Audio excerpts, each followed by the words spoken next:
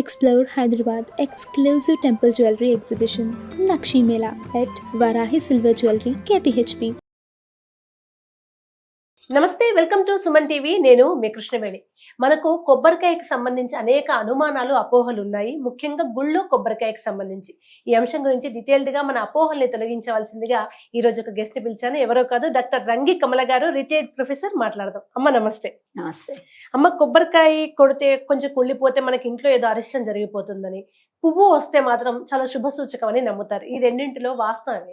కొబ్బరికాయ కడుపులో ఏముందో మనకు తెలియదు. ముఖ్యంగా ఎండాకాలం మనకు పగిలిపోయే పరలివిడే ఉంటున్నాయి, షాపులలో చూస్తున్నాము.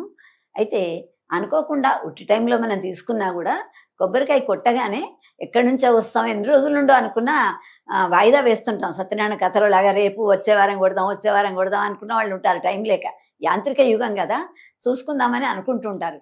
అలాంటి వాళ్ళు కొబ్బరికాయ తీసుకొని గుళ్ళో కొట్టగానే అది కొంచెం కుళ్ళిపోయింది అనుకోండి, మనసు చివుక్కుమంటుంది. కానీ ఆచార్య అక్కడ ఉన్నటువంటి పూజారి చెప్తాడు, కుళ్ళిపోతే మంచిదేనమ్మా, మీరేమనుకోకుండా కొడదామని తీసుకొచ్చినప్పుడు కొబ్బరికాయ ఎందుకు కొడతామంటే, కొబ్బరికాయ మీద 5 పొరలు ఉంటాయమ్మా. పైన ఆకుపచ్చ పొర ఉంటుంది, అది మనకు ఇచ్చే ముందే తీసేస్తారు. తర్వాత పీసు ఉంటుంది, టెంక ఉంటుంది, తెలుపు ఉంటుంది, ఆ తెలుపు దాని మీద నలుపు పొర ఉంటుంది. తర్వాత లోపల నీళ్లు ఉంటాయి. అది ఆర్ద్రత, మన హృదయాన్ని భగవంతునికి అర్పిస్తున్నాం. అనిపించినప్పుడు మనలో ఉన్నటువంటి ఏదో భావాలు అప్పటిదప్పుడు వచ్చుంటాయి. ఎవరి మీదనో కోపమో, ఎవరి మీదనో దుఃఖమో ఏదో వచ్చుంటది.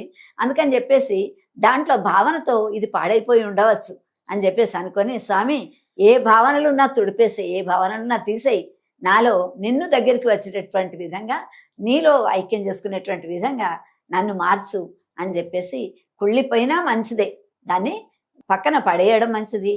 పువ్వు వచ్చిందనుకోండి, పువ్వు వచ్చినా పువ్వు తినం, మనం పువ్వు తీసేస్తాం. కుళ్ళిపోయిన దాన్ని ఎట్లా పడేస్తాం, పువ్వు కూడా పడేసేది.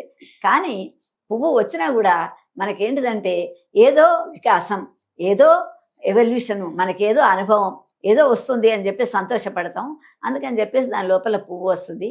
కుళ్ళిపోయినా పరిపక్వం అయిపోయింది, బాగా పండిపోయింది, అందుకని ఇంకా పడేసాం అనుకొని మనసులో అనుకోవాలి తప్ప, అయ్యో తీసుకెళ్ళానే కుళ్ళిపోయింది అని మళ్ళీ కుళ్ళిపోయేటట్టు మన మనసుని చేసుకోకూడదు. కుళ్ళిపోయినా కూడా దేవుడికి తెలుసు అది కుళ్ళిందా మంచిదా, ఆ దేవుడికని తీసుకొని వెళ్ళాం, మంచి మనసుతోనే తీసుకెళ్ళాం. కుళ్ళిపోయింది, అది అదృష్టం, పడేసాం, అయిపోయింది. అందుకని దాని మీద లేదు.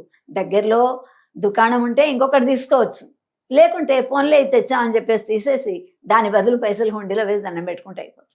ఎంత తాత్వికంగా చెప్పారమ్మా. Thank you so much.